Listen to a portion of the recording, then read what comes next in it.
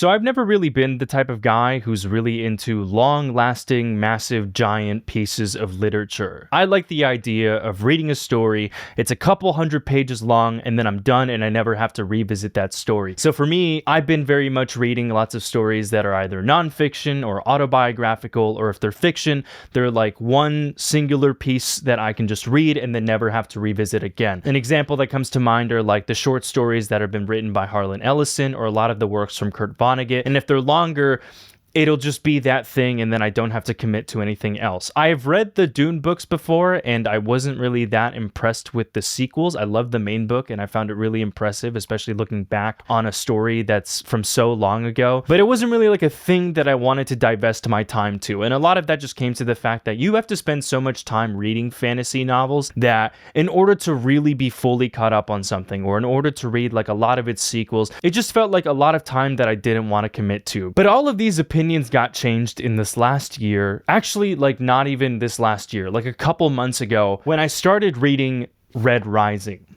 This series has been like genuine crack cocaine for me, and I don't think there's a universe where a couple months ago you would have told me that in the span of like 1 month I would read this many books in this short span of time with this many pages and density and girthity and so much of a thing that I've just become obsessed with. And so my goal today is to introduce to you this new addiction that I have developed. If you happen to come from the same background of me, of not really being that interested into it, or maybe you are interested into it, but you haven't happened to have given a chance to the Red Rising series, I am here to change your mind and to introduce you to the world of Pierce Brown's Rectum, so-called Red Rising. As you guys know, I've been making a lot of videos on the second channel about stuff that I've been reading lately, and so I think I just had the general opinion that at no point I was going to end up committing to something like this until I was under the belief that somebody commented under one of the last book videos that I've made that they recommended to me to read Red Rising. And so then I purchased the book, read the first one, and loved it and became obsessed with it. And I was ready to make this video to then put a comment on the screen of the person that recommended it to me so that way I can thank them for doing that. But then I looked back at the comments, I typed in Red Rising, and it turns out that no one ever commented that. And so I was like, so why the fuck did I buy Red Rising? I don't even know how the idea came up, because I didn't know what a Red Rising was. Like I don't come from this world, so it's not like it was anything that I was familiar with. So then I revisited back to a memory where I thought that like maybe Atrioc mentioned it in like a book video on a side channel, because maybe that's just how I happened to stumble upon it. And so again, before making this video, I went back to go find where he was talking about that. And it turns out that even in the video where I thought he talked about it, it wasn't Red Rising. It was a book where the cover happened to look like Red Rising. But it's even more of a mystery of like how I got into it, because I genuinely have no idea. It's not like anybody brought this up to me.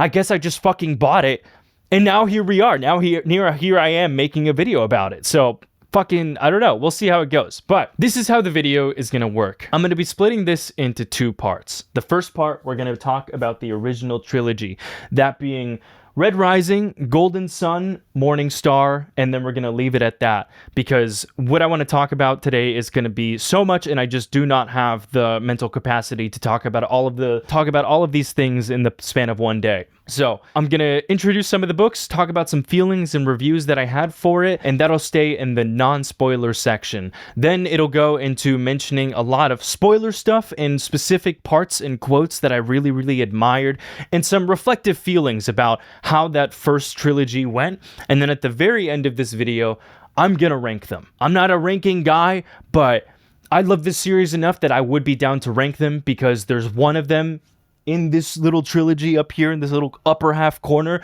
that is like genuinely literature perfected, reading perfected, writing perfected. It is so unbelievably insane how good this one is. But we're going to do all that, and then once that's done, that'll be the sexual awakening for both of us. And then hopefully by the week after, I'll have done the second part where I'll be reviewing Iron Gold, Dark Age, and Lightbringer. And hopefully by then that'll be more focused on like the specific world that's been built by Red Rising by then. And to get there, I think that one might have to contain a little bit more spoilers in comparison to this first one. But this first one is going to be a little bit more introductory. So I'll talk about like loosely some of the ways that it begins and then try my best to describe it in a way that it doesn't expose like any of the main plot points that happen in Red Rising. Okay, so the introductory book to the Red Rising series takes place far, far into a future that's very similar to ours, except hyper-developed, like 1,000 years ahead of us. So in this world, Earth, Saturn, Jupiter, every single planet in the solar system has all been habitualized? I can't come up with the word, but basically humans live on every single planet in this universe. And from here, we hear this story from the perspective of Darrow, who is considered to be a Red. Reds basically are at the bottom of a hierarchy system that is predetermined from birth. So Darrow was born as a Red, has spent his whole life as a Red, and only hangs around people in his family who are that specific color. And the colors go up based on like what your specific career path or thing that you have to do to be able to contribute to society. So like in the middle, you have engineers, craftsmen, doctors, pilots, Navy, and below that you have like obsidians, which are big, massive, giant, practically Samoans, but in like a parallel universe that are like 7 feet tall and are supposed to like guard and protect people. And then at the very top of this hierarchy, you have ghouls. These people are infinitely richer than everybody else in the society. And a lot of them kind of live a lifestyle that takes advantage of the technology that they have access to. So a lot of them have like perfect skin and they're like 7 feet tall and they have amputations that enhance their experience of the everyday world. So they have like 40/20 insane perfect vision and they have beautiful physiques that have been altered and manipulated. So basically like cyberpunk, but way, way ahead of its time, and also more so inspired by the aesthetic of like Greek mythology, if that makes any sense. And something that you'll notice right away about this first book is that the prose is written to be very, very simple, which for the period of time when I was reading it, it was very, very refreshing to me because once again, I was coming off from a lot of books that are like very similar to like Harlan Ellison or Moby Dick, where the prose can sometimes get very descriptive and graphic and gross, and you're kind of watching or reading paragraphs that are kind of a matter of the author trying to have fun with like describing stuff. Red Rising is not like that. Pierce Brown's writing is a lot of based of like moving forward. Every single sentence is like designed to guide you over to the next one, and it doesn't waste time like sitting around with any idea. It's very much like we are Darrow, we meet him, and we get introduced to this world, and this is what's going to happen. And a lot of the 50 pages talk about how Darrow is a hell diver on Mars. So his family, his people, everybody there works in mines, and they're like 5 feet tall, and they basically are doing slave labor work. And hell divers in this society are looked up upon as like the highest, most notoriable person that you can be within the minds of the work that they have to do. Hell divers risk their lives. They're kind of like the captains or the leaders of the mining team to be able to like find ores or valuable resources to be able to contribute to their work and then be able to feed their families. And they get fed based on the reportings of a copper, which is I think like 2 classes below. And in the mining system, they have different factions and families and sectors that like all are competing against each other to be able to produce the most resources. That way they get a bonus for their specific faction. And so for the first 50 pages, Darrow primarily talks about how like he's just a typical hardworking family man. He's 16, 17, 18 years old and already has a wife because in this society, they basically are like they all are expected to have very short lifespans. And so Darrow comes from a culture that it's kind of emphasized to be able to start families and produce and breed as fast as possible, so that way your bloodline can still be able to like having a long-lasting lifespan, because it's not guaranteed that you'll be able to live very long. That's how like deeply, deeply poor these people are. And so Darrow comes from there and wants to work really hard so that way he can secure like a great, beautiful life for his family. You know, in these dark, gross, dirty mines, they look up and they can at least see like a great, beautiful sky. And so Darrow kind of aspires to be able to like raise kids and family that don't have to live under the same distress that he does. But his wife Ao kind of like disagrees with that philosophy. So they have a conversation early on about how Ao kind of asks him the question like, do you think this is enough? Like, do you think the life of being a Red is enough to be sustainable and like enough to like want to have desires in this world? Like, shouldn't you not have to constantly risk yourself every single time you're in work? And Darrow's like, what do you mean? Like, I don't understand what you're talking about. And this is kind of like the mixture between philosophies that are occurring until one day Ao and Darrow find out that this entire system that they have been working in has kind of been bullshit. It's entirely made up. So when the coppers were looking over their factions and making them compete against one another, it turns out that they were kind of just doing that for no reason. They were giving them very little money and food, not because that was all that they had, but purely because they believed that that was all that Reds deserved. For a while, the argument or the belief that Reds were believing was that humans were just barely settling down on Mars, and the Reds were kind of contributing to a society that could be like the nomads or the settlers or the first ones that can like contribute to a future where one day Mars can be like survivable for humanity. So Ao and Darrow discovered that that has never been the case. Humans have been living on Mars for hundreds of years now. That information was just being blocked off from them. And so all of these things that like the fact that they were fighting for bread or constantly like having massive chunks of their population dying or starving to death was purely from like an artificial system that was made from the higher ups. And so in discovering this information, Ao and Darrow get punished by death. The Golds decide that these two, because they betrayed their society and have discovered like leaked information, they're going to hang the two to set an example for any other Reds that want to like rebel against this system. So they have like this big showcase. Ao gets hung. It's super sad. It's super depressing. And I end up crying because like, yeah, it's like a horrible, terrible thing. And so then they hang Darrow, and Darrow basically writes off in this first chapter that happens that he's like, you know, I lived a good life. I'm really sad that this is the circumstance, and I wished I have a lot of regrets, and I wish I believed in other things other than just trying to be a hell diver in a Red. And then the chapter ends. They hang Darrow, and he just says goodbye to the world. And then chapter 2 begins.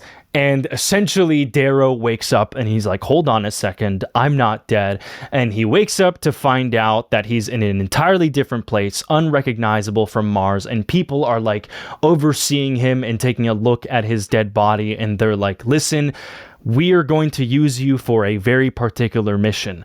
And then the series of Red Rising begins. And basically, Darrow discovers that he is going to be the first guy who's going to be like artificially adjusted to basically become a Gold. So these people that I won't spoil who they are or what they are, but they basically change up his entire appearance and body and identity to be able to fit in with Gold society. And the goal is that he's going to work their way into their system, and then he's going to infiltrate it. So it's basically your typical ragtag story of guy from the bottom makes his way to the top and decides to take over the entire system and destroy this entire structure of the hierarchy.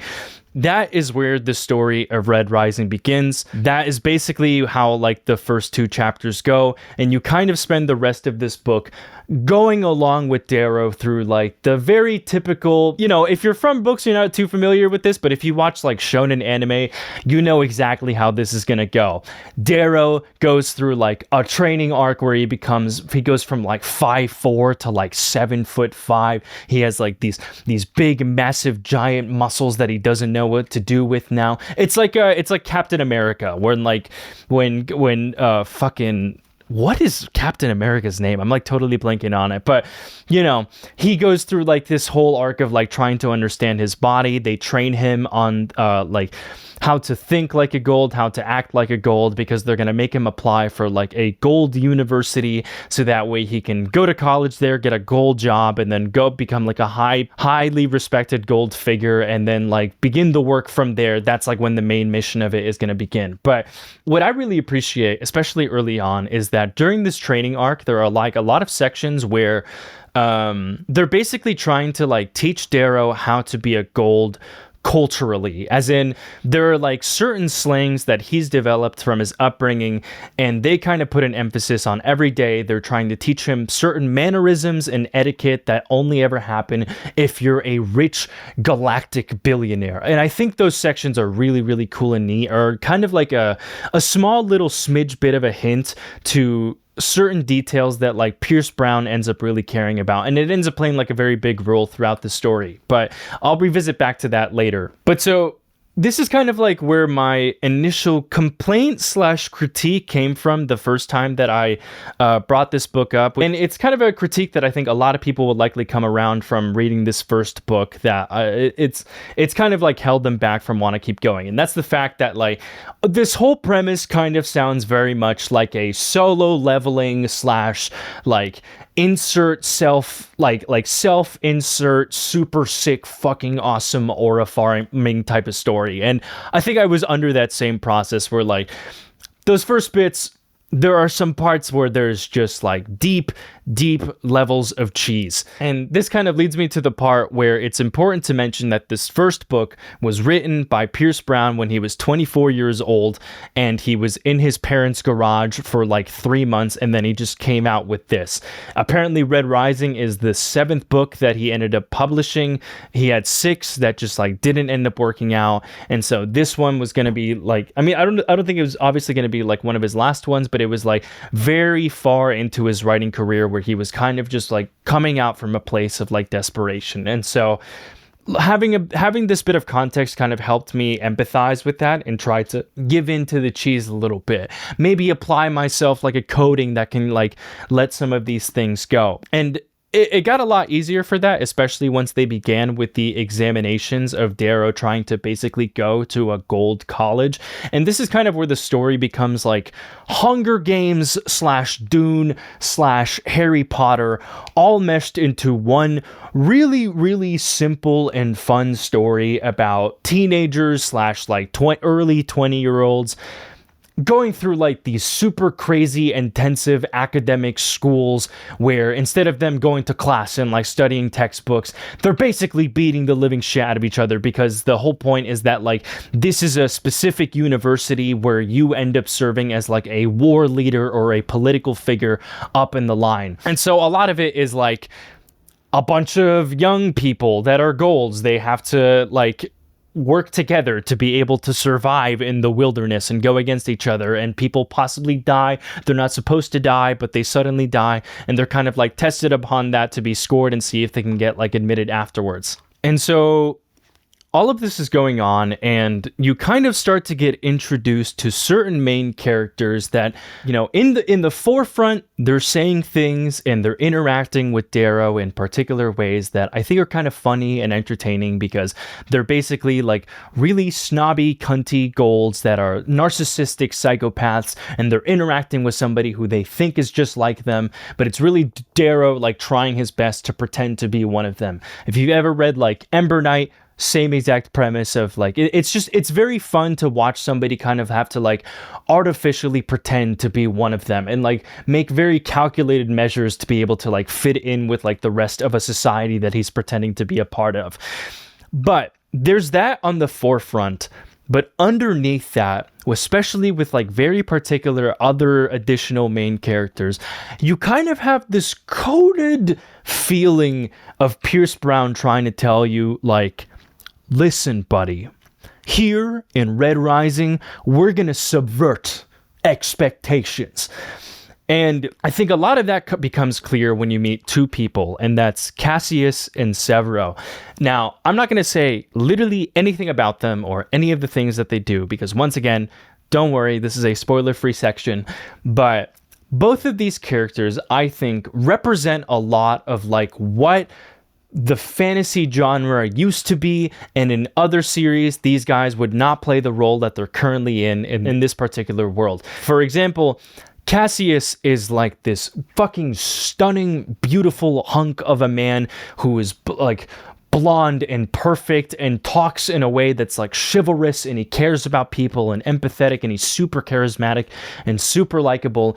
And he is basically the protagonist of every single other story that doesn't take place in Red Rising, except in this story, he's not the main character. Instead, we are told from the perspective of Darrow, who is like a traumatized teenage boy who doesn't get along with other people, and he's kind of like unlikable and very stern and bold, and completely just opposite from the guy that's in front of him.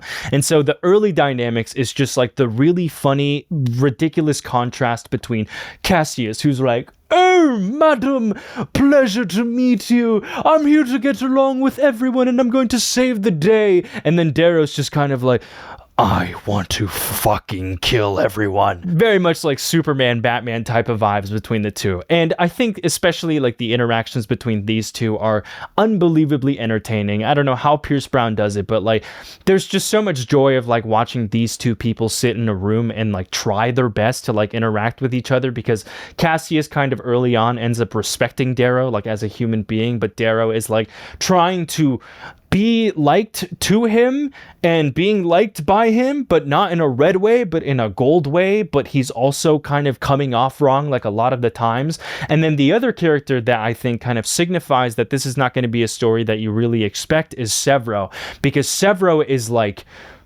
I don't know. While I was reading this book, I was kind of picturing that he looks like Dobby or like fucking Rocket Raccoon, but obviously that's like so far from the way he's like actually described in the book, but I haven't been able to like get that picture out of my head. But Sevro, in the best way, is basically like Rocket Raccoon. Like just a super unlikable, slimy piece of shit guy who like is that, but also reflects that onto other people in the sense that like he just fucking hates everybody and has no tolerance for anything and makes no effort to like be liked by anybody or spend time with anybody. And that ends up being somebody that Darrow gets really well along with. And so during the examination, I think what I super appreciate and what kind of helped to guide me into wanting to continue reading it was just because so many things that I think you would normally expect from like a traditional fantasy story are like right away being told as key points of like, no, this is not really going in the direction that you think it'll go. Darrow, out of the two, kind of ends up developing a bond between both of them, but is more so leaning on the side of Sevro. And that's kind of like the approach that he takes for a lot of the people, is like the unorthodox people who are kind of in the shadows most of the time end up being brought in as like the main characters for the faction that Darrow ends up developing during these like academy exams. Is like he brings in like a village or like a tribe of people that you normally wouldn't expect would be put into the spotlight, and he kind of like forces them to be in it to like come help him with like a lot of the fucked up strategies. So a lot of the reason why he picks these like very strange, oozy, peculiar characters is because in Darrow's mind, the plans that he comes up with are not family friendly, is like the only way I can describe it. I think in a story like this, in stories like Hunger Game or Dune, the good guy is supposed to do good guy things where they're befriending everybody and trying to make peace with all the factions at once.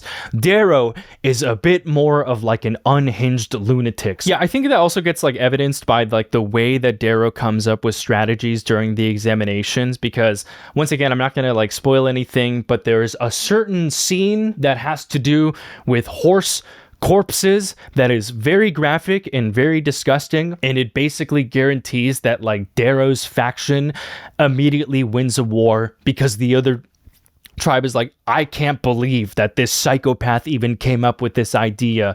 And that singular moment, well, I'm not going to say what it is, I do really appreciate that it's kind of like the early signal of why Darrow was chosen to be like the main person who was going to overtake like this gold universe. And a lot of it is just because like up there in the real world, everything that's going on is so deeply fucked up. Like they have so many people that are practically working as slaves, and the people at the top are so like severely detached from humanity, and they're so like separate, and they're willing to do so many things that are so cruel that in their logic, the people who are in support of like making Darrow become king or like be able to like overtake everything is because they understand that he is that person who is fit for that role. Like he can be cold-blooded in ways that a guy like Cassius wouldn't be able to. He can look at a person like Severo and understand like these are the types of characters that we need to be able to like build upon this idea, this dream that Ao was supposed to have. And so for the most part, I think that's all I'm going to say in terms of like stuff that happens. But all this to say, this first book is basically like an overview of all the things that happened in the academy. And the best way I can describe it is that it's just like pure, unbelievably fast-paced fun. I think I read this book in like 2 days. It's almost like 400 pages, and I don't think I've ever read something that just felt so easy to get through. Like so much of its humor was able to land with me. There's like a joke where I think Severo like all of a sudden just comes out and he reeks of BO, and all of them are like, "Have you just been hiding in the bushes like this whole time?" And he's like, "No, I've been fucking like paying attention to the mission. I'm like stalking prey and like keeping tabs of all the data of like what the other factions are up to. Did you think I was just like jerking off in the bushes or something?" And then like there's just a pause, and then it's just Cassius and Darrow just being like, "Yeah, we kind of thought that's what happened." I just like remember like busting out loud. I don't know why that just like hit me like in such a funny way. And then there's also just so much going on in terms of I really appreciate Pierce Brown's prose of just constantly wanting to move the story forward. There's no little tiny bit of being like, "Oh, and this is how the world works, and this is this super intricate system that you need to understand." It's literally just like, "Listen, buddy, like this train is going to go 1,000 miles per hour. You can either choose to like hang on or fucking like leave without us. Also, I need you to move." Okay, because this guy is trying to distract me, he's like officially part of the problem now. I loved reading this first book. To me, it was like what I would call just very good, dumb fun. There were a lot of moments that I think just like were too cheesy for me to really want to take it seriously. The quote that I've mentioned in the video before when I first brought up Red Rising, I think is where it goes somewhere along the lines of like, Darrow is in a fight and he says, "I hit him with a straight. God, my hands are so strong." And I think there are like a lot of moments like that where I'm thinking to myself, there's just a degree of like surface level thought process that I kind of wasn't really able to think or want to think that deeply about. I liked its message. I liked the idea of like working your way up from the bottom to the top, but I was almost kind of like looking at it as if it were for an audience that is probably like a bit younger than it would be for me. But I think those expectations kind of got like slightly altered as we meet more Golds, and you kind of watch Darrow feel a little bit conflicted about that. In the beginning of the book, they're kind of like villainized and they're kind of supposed to all be assumed to be really crazy, evil psychopaths. And then Darrow comes to meet them and he's like, "Oh, I mean, these people are kind of just like a byproduct of being a part of that system. Like when you just get raised to constantly be told that you're better than people, it's hard to not like reflect that and like change the way you view them." And so I like the like early introductions to that, but then again, it's like it doesn't really dive that deep into it in the first book. And so I think that's like my main criticism and probably like a big reason why some people likely might get turned off from that first book. But if you can get past that part, mother of God, do I have to fucking tell you about the experience of what it's like to read Golden Son. And so now is the time where we need to talk about fucking Golden Son. Okay, so that first book is kind of like a trial test to see if you are able to manage, if you want to get into the rest of this world of this fucking lunatic named Pierce Brown. If the first book wasn't for you, I totally understand. That's totally fine. You're dead to me, but it's totally fine. But if you can manage to get your way into the second book, you have so much good coming your way. Like it's unbelievable how much this series evolves in the span of one singular book. So for some context, this book came out exactly 1 year after Red Rising was published.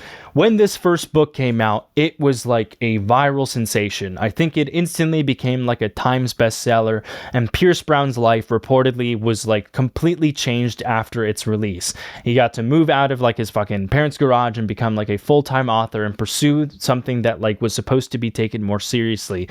And because of that, I think if I were to slightly take a guess and be a little bit parasocial and kind of read between the lines of stuff that hasn't been mentioned in interviews or anything, this is totally just 100% me putting on my tinfoil hat and speculating right now. But I think this first book kind of becomes very cheesy and tropey because it was Pierce Brown's like entry series into the fantasy genre. And so I think from like a publisher's perspective, there's not really much trust put behind like a 24-year-old to like really tell the story that they want to tell. And I think by the time that Red Rising was a very high selling success, it kind of granted Pierce Brown more permission to tell the story in a way that doesn't feel as tropey and a little bit more like experimental in the direction of what he wanted to go.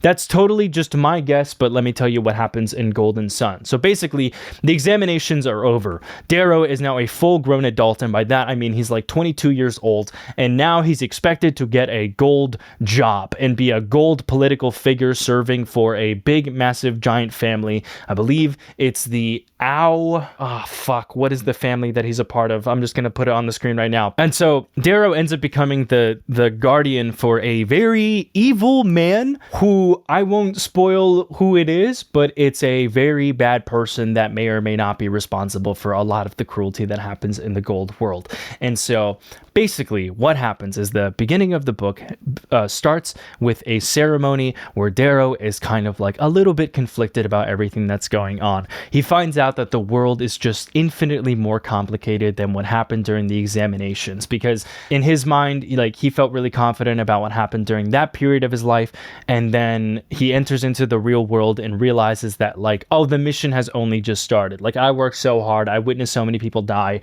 and now I'm in this like big universe where I have to fully pursue this dream of like taking down this gold system that has been set for hundreds upon hundreds of years. That happens. The ceremony begins, and it's about 50 pages of us like catching up with all the things that have happened since then. And I kind of appreciate this because this becomes the book where it adds a lot more texture to a lot of the characters that we were first introduced to. Certain things happen between the relationships of like all the people that we met in the first one. And I really appreciate that like Brown doesn't want to paint anybody as like either being the right person or the wrong person. All of them internally, you can kind of tell, has a bit of turmoil in terms of their thoughts and feelings and the general direction of where they're supposed to go. Cassius isn't sure if he's supposed to be like following along the bloodline of his family. Darrow doesn't know whether or not he's supposed to be on this mission. And so that's kind of like how the first 50 pages of this go. Then the ceremony happens, and in that ceremony, a certain thing occurs, and then, I shit you not, guys, for like 300 pages straight, every single sentence in Golden Sun is an action. Like, literally, that thing happens in the ceremony, and for the remainder of the book, it is the fastest paced storyline that I have ever witnessed in my entire life. That includes manga, that includes games. I have never read so much like craziness and fun and excitement that is just so like, it doesn't give a fuck if you're going to keep up. It is just going to go, and it's your job to like try your best to keep up with it. This book is unbelievably crazy. It's also just filled with so much more of whatever the fuck was happening in Red Rising. Like, if Red Rising was like dumb fun, this was like deep and intricate and like passionate fun where like you don't even know if you're reading it from the good guy. You don't know what the fuck is a good guy anymore. You don't know if the system that you're like fighting to go against is a bad thing at all. Like, it's such a wonder. It's such an unbelievable wonder to read this. Guys, I so mean this, that like if you can get through the first book, it improves so unbelievably fast. I wish, I've always heard those people who wish they could go back and reread something for the first time again. For me, like, there is no book that has like given me such a great experience as much as Golden Sun has had on me.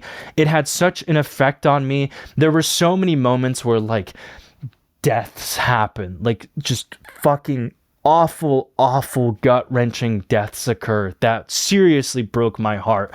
I think in the beginning of Red Rising, when I said that I cried, it was kind of like, how do you call it? Like Your Name, the anime type of crying, where like there was the dramatic music. Like it set the tempo and it had all the right cues to like hit me in that way. And so my tears were more so like lizard tears. But these ones, I think it was there was more density to it, because it really is like, is the type of death where you think to yourself, like, life really truly is unfair, and I want to root for these people, but they just like live in such a fucked up galaxy that there is no opportunity for them to have their voices heard and for them to like continue on being friends with these like other people. And that type of stuff is just so much more gut-wrenching. I loved the absolutely living shit out of this book, mainly because once you get over to the end, it just ends with the biggest, craziest plot twist ever. That like genuinely the thing happened, and like I remember reading the specific event that happened in the end, and as it was building up to it, I was like, no, hold on, some details seem to be missing. And there's this guy who is like one of my favorite characters ever. He talks about how like he kind of didn't even want to go to this thing in the first place, and I'm like, why did he say that? And then I'm like, oh no, is he gonna fucking die? And then like 3 pages happen of like more details that seem off, or like something's not right here, and then it happens and I'm like, oh fuck. But again, I'll save the rest of that for like the spoiler talk. But I absolutely fucking love this. This is like my favorite sequel to anything ever. And also you can tell, because I've been lifting up these books, they're like little tabs. I just kind of kept track of like quotes that I really admired throughout, and some of the quotes are also like spoilers, so I'll save that for later on. But in the first book, I only have one. There was only like one line that I think really impressed me, mainly because I think Pierce Brown's writing was mostly just done to be like simplistic and designed to be able to like push the story forward. Well, I think this one, I think, was more so willing to like play around with that a little bit, kind of sit with certain moments and really like crystallize that into a meaningful idea of like how a person is feeling in that moment. So I found myself like really appreciating that. You'll notice there's a trend of more and more tabs as we read along. By the time that we get to Morning Star, like these have more, and then once we get to the second half, it literally looks like every single page has like an annotation on it. But for now, I think that's all I'm going to say for Golden Son. Let's now move on to Morning Star.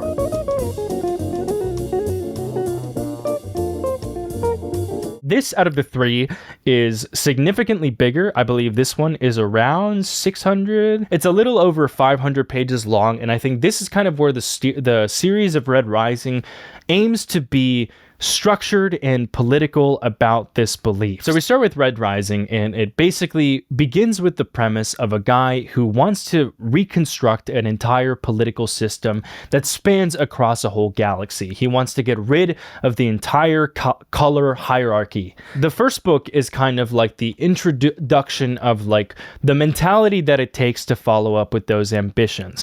The second book kind of reveals the fact, it's kind of like the wake-up call that in order to do that, the world is infinitely more complicated than what a teenager could even imagine. And that, you know, Darrow in his early 20s has to realize that, like, you can't just set your mind to something and think that for that reason you deserve that to happen.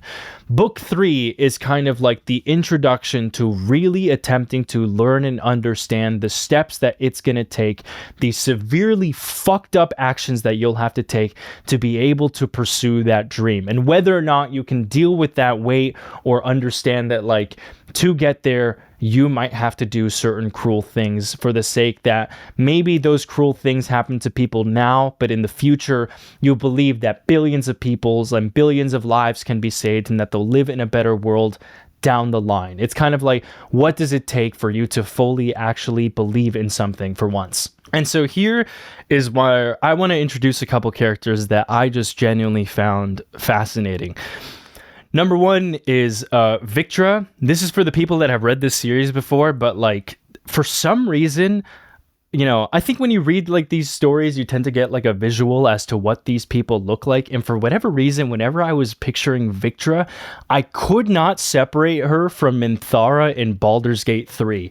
I'm so curious if anybody else reading this is able to make that connection, or maybe I'm just like a fucking insane person. But for whatever reason, every time Victra was brought up, I just like always attached it over with that person, and I have no idea why. But then there's also like another character you meet, which is the Jackal, and the Jackal I think is like the definitive form of like, how far are you willing to go for you to be able to make it far in this life, Darrow? He's kind of like the I will do anything, I will kill anybody, and Darrow kind of like spends this book questioning if like he can see himself going that far to be able to make it.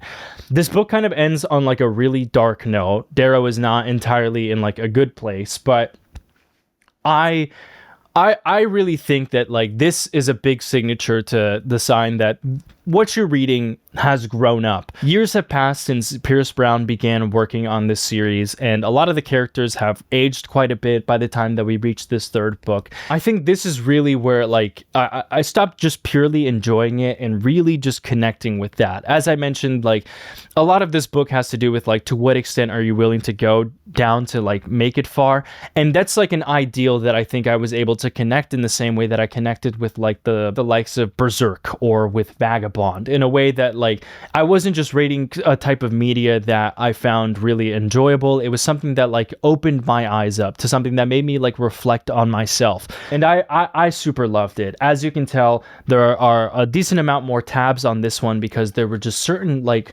pieces of writing from Pierce Brown that like truly amazed me. I'll see if like there's maybe one I can find that doesn't include like a spoiler of any type. Oh yeah, so okay, I'm not going to say who it is, but basically there's like a certain character that dies. I really like this paragraph that describes the aftermath of somebody's death.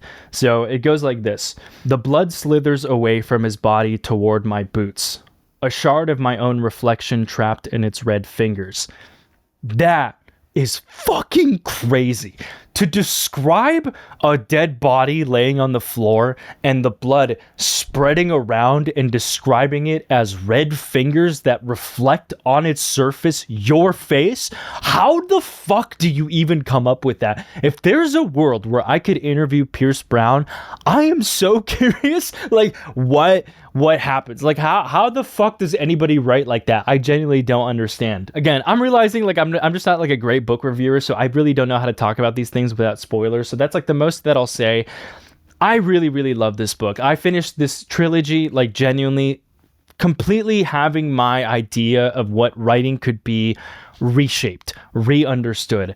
I found Pierce Brown's story really inspiring. As a guy who's in his early 20s and doesn't know what the fuck that he's doing, I find these types of I find these types of narratives of like a guy trying something out and it ending up being really successful, and then it eventually, as the years go on, that author grows up and the series grows up, and you feel like you're watching these characters grow up and learn and understand the consequences of like everyday hardship and trying to like problem solve for yourself ways that friction cannot be so painful, and you can kind of like reduce it for yourself to be able to pursue your own ambitions. I find that to be like really inspiring. All this to say that this is seriously like a trilogy that if you aren't really that familiar or that big of a fan of like the fantasy sci-fi genre, there is just so much to love about this. Really, really do give it a chance. I loved it so much. If you do end up reading it and you do end up liking it, please let me know. If you don't, then also that's hey man, that's fair game. I'm just here trying my best. I'm just a guy that says words and tries my best to like present to you things that I think are really special and good and miracles. Like there is so much media out there that like by design just has so many faults that either don't get exposed to the right people or the right amount of people, or just certain things happen that like the story didn't turn out in general. And so when I find things like Red Rising, I think those things are like miracles and they should be cherished. And this is one of those cases where I'm like, if you really get around to doing it, absolutely fucking give it a chance. Like, please do give it a chance. I love this very much. And, you know, before I go into the spoiler talk, like, I want to say that, like, another thing that, like, deeply affected me about this series was just the fact that I think Red Rising taught me that reading can still be, like, so much fun. I think the conclusion that I came to whenever I made that last, like, great, strange, and terrible book recommendation thing is just that, like, I really love it when you read something that reminds you that, like, these things are supposed to be enjoyable. So much of, like, the book world nowadays just consists of, like, smart / like rich grifters that are trying to tell you that, like, all reading has to be is, like, self-help books of that they came up with and that you need to read to be able to, like, better your life. And I think there is so much value in finding just general great, amazing fantasy, sci-fi, like, fictional novels that can have so much deeper insights about yourself, and it can almost be like a safe place for you to, like, explore very deep and uncomfortable topics in a way that I just don't think exists from self-help. One, because it doesn't feel like homework when you engage with it in that way, but also it's just like, it's so much more fun. Like, I think reading this book was a reminder to me, like, the value of very simple prose that, like, just wants to move the story forward and isn't trying to, like, stroke its own dick. It's just trying to, like, invite you into a place of, like, somebody's thought process to, like, convey that the world is complicated and it is cruel and people are capable of cruelty if you give them enough power. But through that, if you can find a way where you do befriend people and you do find empathy and you are able to, like, make things that are beautiful, in that, like, things can be special. And to me, like, I think that was, like, the source of the chemical reaction I was able to have with this, that I was like, holy fuck, this world that Pierce Brown created was truly something that, like, I was able to connect with. Anyways, I'm gonna get into the spoiler talk, very specific things of, like, stuff that I truly fucking loved about this. If you haven't read the series, let's cut it off there. Let's meet again at the end of this video or some other time. Report back to me. Let me know. That's your homework assignment. Bye-bye. Okay, so the first thing that I want to mention in this spoiler talk is I think the two relationships that, like, really fucked me up throughout this story was the breakup of the friendship between Cassius and Darrow, as well as the breakup in the friendship between Roke and Darrow. For some reason, I didn't really care that much about Cassius until later on, like, as the books went out, just because I think by design, when you meet these two people, you're like, there's, like, a degree of, like, these two people are connected, but they're kind of destined to end up being enemies down the line. So there's a degree of, like, more understanding where that perspective is coming from. But for Roke kind of does follow that archetype of somebody who should be close with Darrow, and you kind of follow along as Darrow makes a set of decisions that Roke doesn't respect and kind of wishes that he didn't take, not because, like, he perceives it as, I mean, he does perceive it as evil, but I think from Roke's perspective, he's like, he knows Darrow is capable of better, but he chooses to not do these things. For example, he chooses to lie all the time, and he decides to, like, not communicate with his close allies like Victra and Roke, to bring them along to this big plan. And that, a lot of that, because from our perspective, is that Darrow is not telling them that he's actually not a gold and that he was never a gold. And so I think their breakup feels a lot more depressing. Obviously, later on, it becomes revealed that Darrow, the Jackal, ends up exposing to the entire galaxy that he is a red. And so it's not like, it kind of was also, like, by design supposed to, like, end up breaking up. Yeah, I found that really depressing when he does end up doing the betrayal at the end of Golden Sun. Guys, that scene is so fucked up.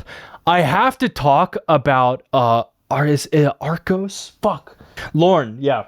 Guys, one of my favorite characters was Lorne Al Arcos.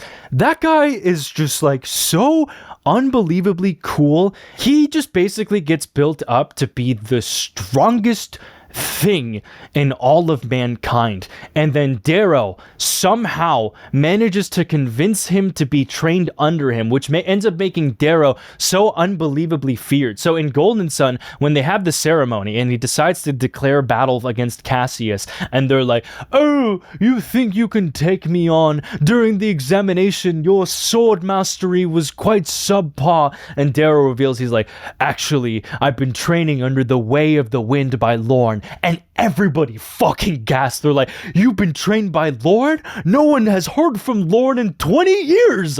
And then Darrow all of a sudden just like destroys everything in front of him because he was taught by like Satan embodied into like a super guard. And I also just love so dearly how like Lorne was written to be basically like the strongest creature alive, but he read Vagabond, so he's like Mr. Peace, and he's like, I just have no desire to commit any of those sorts of things down the line for people.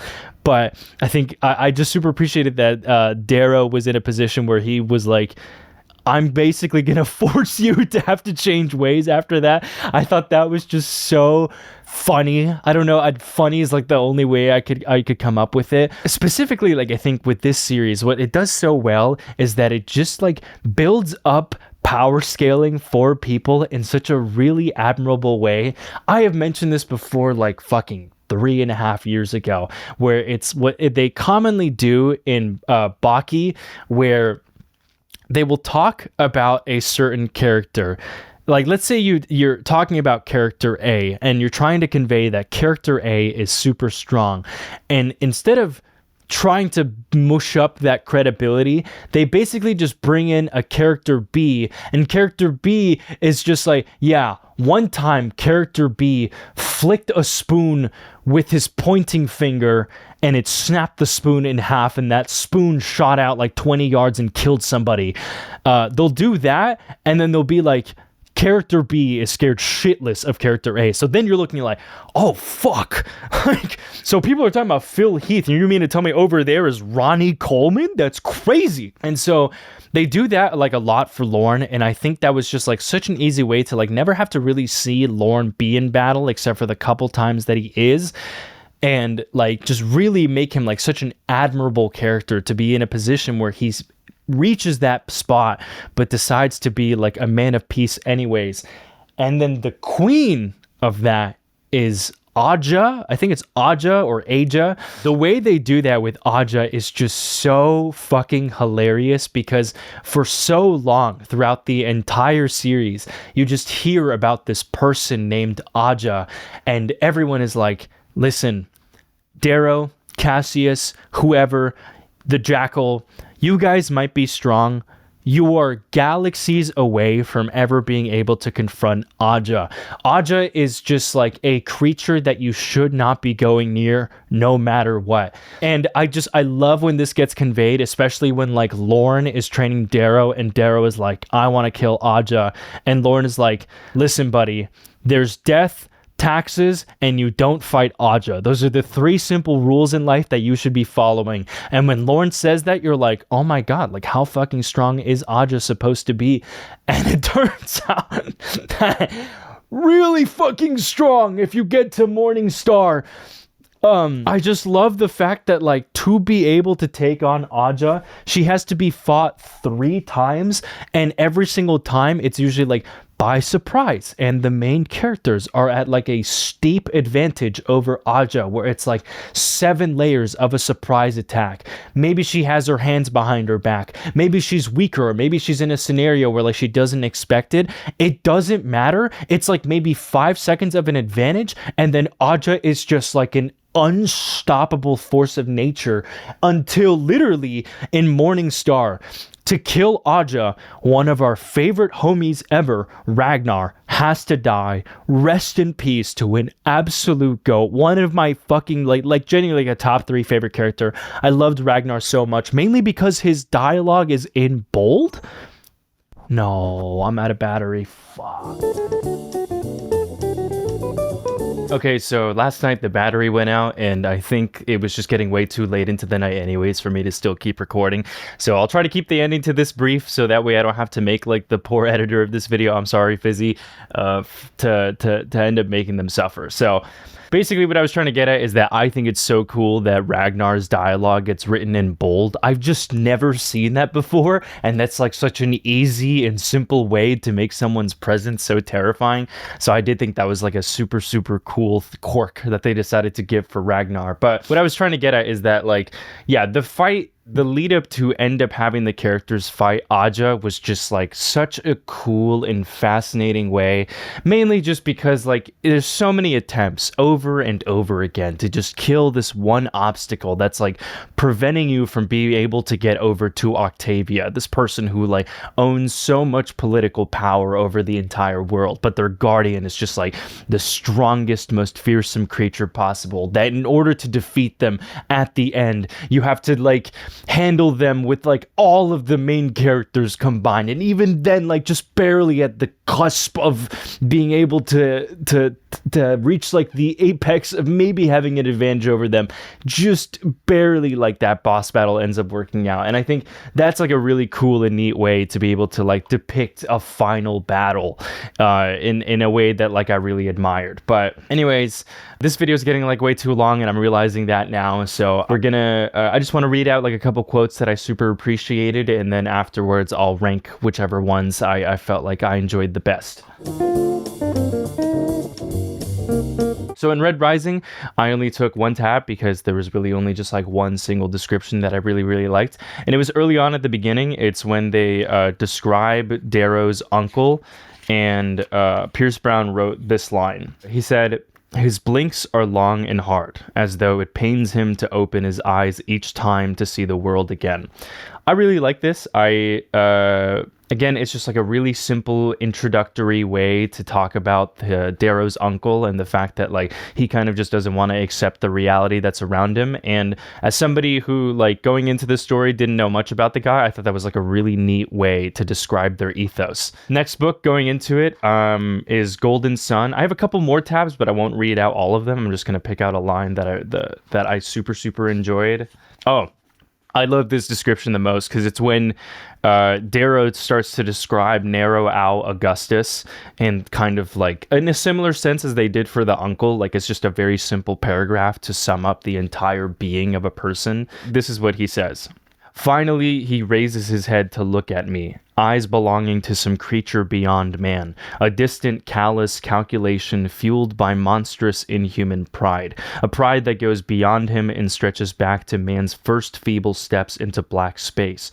It is the pride of a man of a dozen generations of fathers and grandfathers and sisters and brothers, all distilled now into a single brilliant, perfect vessel that bears no failure, abides no flaws." This is also like within the first 50 pages of Golden Sun. I think reading this was like a huge wake-up call that I was witnessing somebody evolve in their writing. Like that's why I think I so strongly lean on the idea that like Red Rising was like Pierce Brown's story to get his foot into the door, and then Golden Sun was like all of him. It was truly like him embracing all the books that he like tried to publish and they failed, and him trying to like really prove to himself that like he is not just some guy that like entered into the fantasy genre and instead was telling a story that was going to last for generations on end, and so was truly trying to make something special here. And then from Morningstar, I was going to pick the fucking like Bloodfinger sentence, but I already mentioned that earlier. I'll say this, like I think Morningstar was like a huge inspiration for how I wanted to write like some of the action sequences in the Blue Lock video, mainly because like a lot of Pierce Brown's writing is written in like the present tense, but like with also very short and succinct action. So it's like he looks, he stares, he sinks, Mustang looks back, responds, winks, like a very fast paced and very like short actions, like as if it's a description of like an anime where like every single motion of like your elbows connecting and your fist following through. I really liked it and enjoyed reading that. And so in the middle of one of the action sequences, I like that it describes by saying, "The glass shatters, space drinks the air of the room." Space drinks the air of the room is such a sick way to describe like you're in space and you're on a ship, and when like the glass begins to break and just everything proceeds to like you stop being able to breathe, and everybody's floating up and their bodies are collapsing and their eyes are bleeding just because like the human body is not able to sustain like that degree of pressure. I thought that was really cool. But anyways, let's rank all of these books. I would love to say that every single one of these are S tier, but because I want to be like at least decently somewhat descriptive, or like help kind of describe how much in terms of priority, whichever ones I think you should read. For the first series, I super enjoyed it. I think it was a very great, fun ride to go along with. I just think it's very clearly like someone trying to get their foot in the door, and so it sometimes falls under the line of following certain tropes that I think I didn't appreciate that much. And so for that reason, I think Red Rising might tug between A tier and B tier. In terms of the whole series, I think I'll put it into B tier, which is once again like totally fine. And if anything, in comparison to like the rest of the possible books you could read out there, it's probably A tier just in terms of like it's such a guaranteed fun ride. But for this specific list, in terms of the whole series, like on its own metrics, Red Rising by its own standards, based on what's to come next, I think it's B tier. And then these two bad boys, Golden Sun like is easily like number one S tier. Probably my favorite book in the entire series, just because it is truly like the thing that awoken me to the fact that books can be that fast paced, like just so deeply riveting and intense, more than anything I've ever consumed in any other type of media. This is like up there in S tier. There's a debate. No, I don't actually. The more I think about it, there's not a debate. I think it's Golden Sun, top of S tier, and then the second place for that is Morning Star. I think Morning Star is the perfect final conclusion to like the trilogy, and I loved every single moment of it. I think the way Pierce Brown decided to finalize it and almost like reward you for following along on that journey was done perfectly. Like I have no complaints about it.